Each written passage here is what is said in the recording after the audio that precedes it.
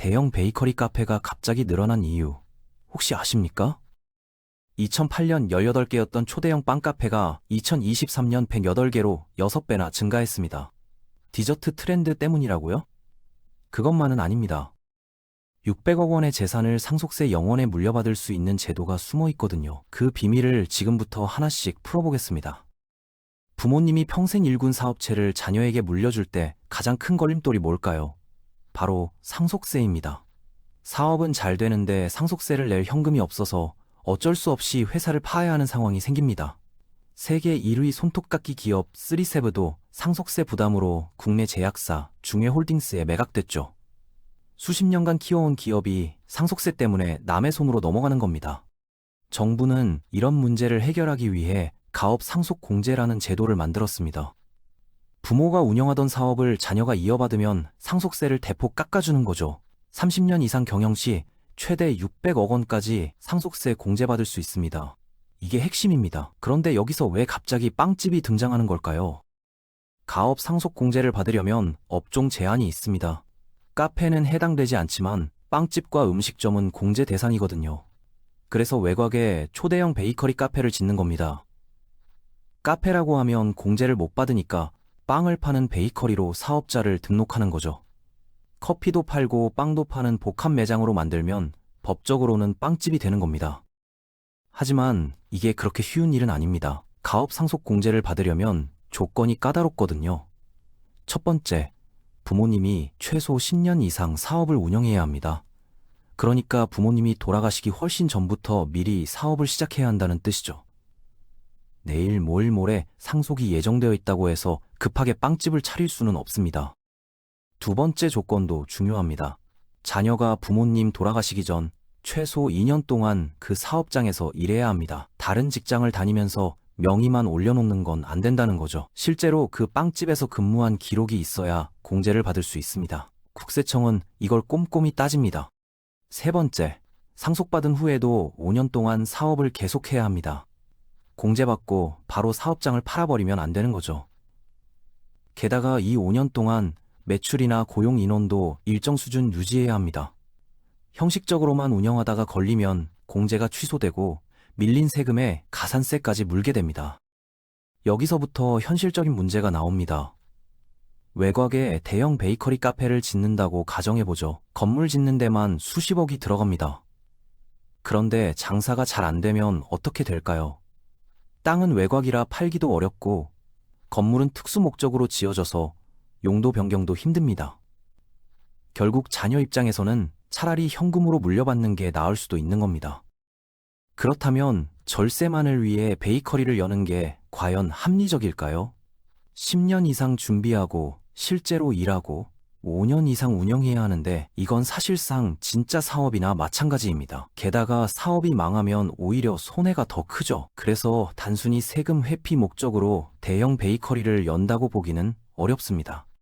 이제 다른 절세 방법을 살펴보겠습니다. 창업자금 증여세 특례라는 게 있거든요.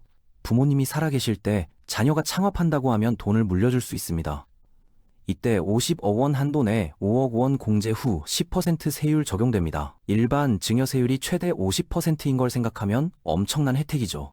하지만 이것도 조건이 빡빡합니다. 돈 받고 2년 안에 창업해야 하고 4년 안에 그 돈을 전부 사업에 써야 합니다. 개인 용도로 쓰면 안 되는 거죠. 그리고 창업 후 10년간 사업을 유지해야 합니다. 중간에 접으면 감면받은 세금에 연 8%의 가산세까지 내야 하거든요. 더 큰 문제는 나중입니다. 창업 자금으로 증여받은 돈은 부모님이 돌아가셨을 때 무조건 상속재산에 포함됩니다.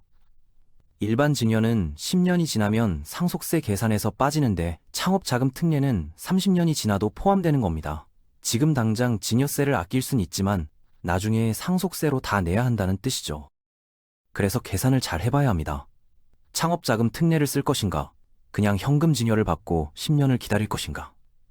부모님 연세가 많지 않다면 일반 증여가 더 유리할 수 있습니다. 10년만 지나면 상속세 부담이 아예 사라지니까요. 반대로 당장 창업자금이 절실하다면 특례를 활용하는 게 맞겠죠. 최근에는 가족법인이라는 방법도 주목받고 있습니다. 부모와 자녀가 함께 회사를 만드는 건데 지분을 5대 50으로 나눕니다. 자본금은 1천만 원으로 해서 부모 500원, 자녀 500원씩 내는 거죠. 여기까지는 평범해 보입니다. 진짜 전략은 이제부터입니다. 부모가 이 법인에게 40억 원을 빌려줍니다. 무이자로요? 그 돈으로 법인이 부동산을 삽니다. 자녀는 법인의 50% 주주니까 결과적으로 20억 원어치 부동산을 공짜로 얻는 셈이죠. 그런데 여기서 증여세가 나올까요? 놀랍게도 안 나옵니다. 법인에게는 개인과 다른 무이자 대출 한도가 적용되거든요.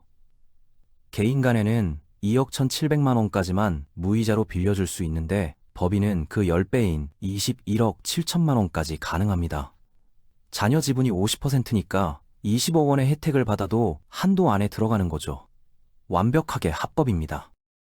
더 좋은 건 임대소득도 나눠 가진다는 겁니다. 그 부동산에서 월세가 나오면 50%는 자녀 몫이 됩니다.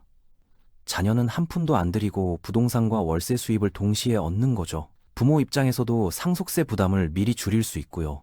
이게 왜 부자들 사이에서 유행하는지 이해가 가시죠? 여기까지 들으면 이런 생각이 들 겁니다. 부자들만 좋은 거 아닌가? 가업 상속공제, 창업 자금 특례, 가족 법인 이런 건 다 큰돈 있는 사람들만 쓸 수 있잖아요. 반면 일반 서민은 증여공제가 5천만 원, 상속공제가 5억 원밖에 안 됩니다. 이게 공평한 건가요? 사실 이 문제는 많은 사람들이 지적하는 부분입니다. 기본 공제액이 너무 오래전에 정해졌거든요. 상속공제는 1997년부터 지금까지 28년간 5억 원 그대로입니다. 증여공제는 2014년부터 11년간 5천만 원 그대로고요. 그 사이 물가는 얼마나 올랐습니까? 서울 아파트 값은 몇 배가 됐습니까? 1997년에 5억이면 강남에 아파트 살 수 있었습니다. 지금은 강남은커녕 서울 외곽도 힘들죠. 그런데 상속공제는 여전히 5억입니다. 결국 평범한 집 한 채 물려받는 것도 세금 내야 하는 상황이 된 겁니다. 부자들은 가업 상속공제로 600억을 면제받는데 서민은 집 한 채에 세금 내는 구조죠. 증여세도 마찬가지입니다. 2014년에 자녀 한 명당 5천만 원이면 꽤 큰 돈이었습니다. 지금은 서울에서 전세 얻기도 빠듯한 금액이죠. 10년 동안 물가는 30% 넘게 올랐는데 공제액은 그대로입니다. 누가 봐도 형평성에 문제가 있어 보입니다. 전문가들은 최소한 2배 인상이 필요하다고 말합니다. 상속공제를 10억으로 증여공제를 1억으로 올려야 한다는 거죠. 물가 상승률을 고려하면 이 정도는 해야 1997년 수준을 유지하는 겁니다. 실질적인 세부담이 계속 늘어나고 있으니까요.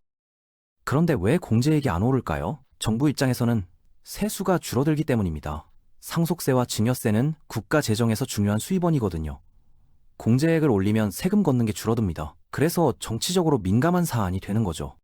하지만 서민 입장에서는 점점 힘들어지는 게 현실입니다. 부모님 세대가 모은 재산을 물려받을 때 예전보다 훨씬 많은 세금을 내야 하거든요. 같은 5억 원이라도 1997년의 5억과 2025년의 5억은 가치가 전혀 다릅니다. 이게 바로 명목공제, 실질증세라고 불리는 현상입니다. 여기서 한 가지 오해를 풀어보겠습니다. 대형 베이커리나 가족법인이 편법 아니냐는 거죠. 결론부터 말하면 합법입니다. 가업 상속 공제도 법으로 정해진 제도고 창업 자금 특례도 세법에 명시된 혜택입니다. 가족법인도 상법과 세법을 모두 지킨 구조죠. 편법과 탈법의 차이를 알아야 합니다. 편법은 법의 허점을 이용하지만 불법은 아닌 겁니다.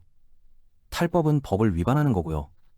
지금 이야기한 방법들은 정부가 만든 제도를 활용하는 겁니다. 조건만 맞으면 누구나 쓸 수 있죠. 문제는 그 조건을 맞출 수 있는 사람이 한정적이란 겁니다. 정부도 이런 제도를 만든 이유가 있습니다. 가업 상속 공제는 기업이 대를 이어 유지되도록 돕는 게 목적이죠. 기업이 살아남으면 일자리가 생기고 경제가 돌아갑니다. 창업 자금 특례도 청년 창업을 장려하기 위한 거고요. 취지 자체는 나쁘지 않습니다. 가족 법인도 마찬가지입니다. 법인을 만들면 개인보다 세금 관리가 투명해집니다. 장부를 작성해야 하고 회계 감사도 받아야 하죠. 국가 입장에서는 오히려 관리가 쉬워지는 측면도 있습니다. 그래서 법인에게 더 큰 무이자 대출 한도를 주는 거죠. 문제는 이런 혜택이 골고루 돌아가지 않는다는 겁니다. 10년 이상 준비할 수 있는 여유, 수십억짜리 건물을 지을 자금, 법인을 만들고 운영할 능력, 이런 게 있는 사람들만 혜택을 보는 구조죠.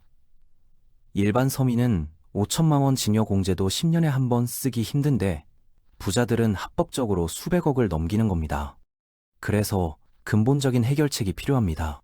특별공제를 없애자는 게 아니라 기본공제부터 현실화해야 한다는 겁니다. 상속공제 10억, 증여공제 1억 정도로 올리면 최소한 집 한 채 물려받는 데는 세금 걱정을 덜 수 있습니다.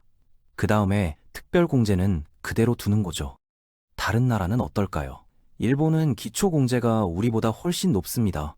25년 기준 미국은 개인당 약 1,900억 원까지 상속세 면제입니다. 독일도 배우자와 자녀에게는 공제 한도가 큽니다. 선진국들은 기본공제를 넉넉하게 주고 초고액 자산가에게만 높은 세율을 적용하는 구조거든요. 우리나라는 반대입니다. 기본공제는 적고 누진 세율은 가파릅니다.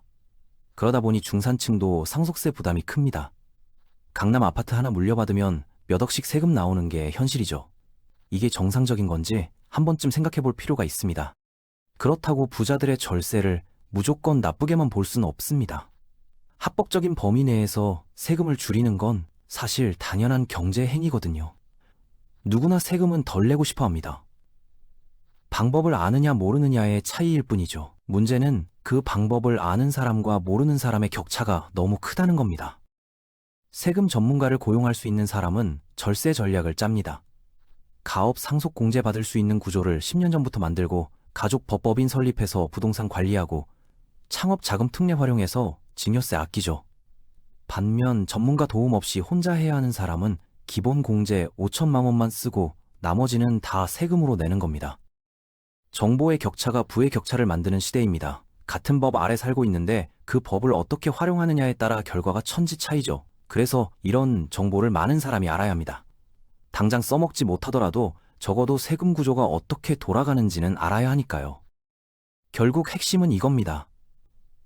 대형 베이커리 증가는 단순한 트렌드가 아닙니다. 그 뒤에는 가업 상속 공제라는 제도가 있고 그걸 활용하려는 사람들의 전략이 있습니다.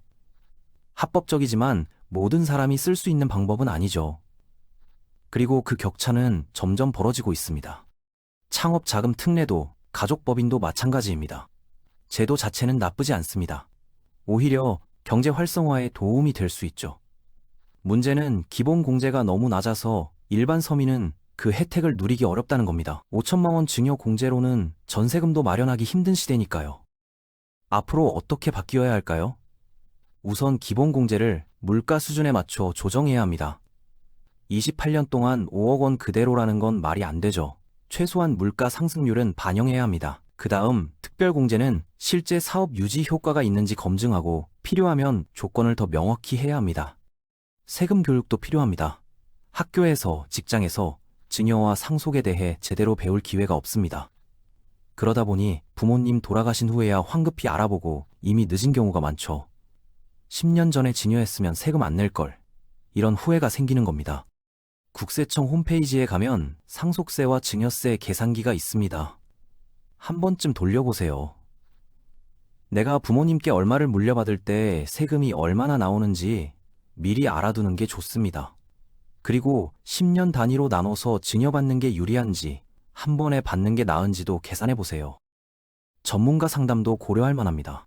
세무사나 회계사에게 한번 물어보는데 몇십만 원 들지만 그걸로 몇천만 원 아낄 수 있다면 이득입니다. 부자들이 전문가를 쓰는 이유가 바로 이거거든요. 투자 대비 효과가 확실하니까요. 마지막으로 이것만은 기억하세요. 세금은 법대로 내되 아낄 수 있는 건 합법적으로 아껴야 합니다. 탈세는 범죄지만 절세는 권리입니다.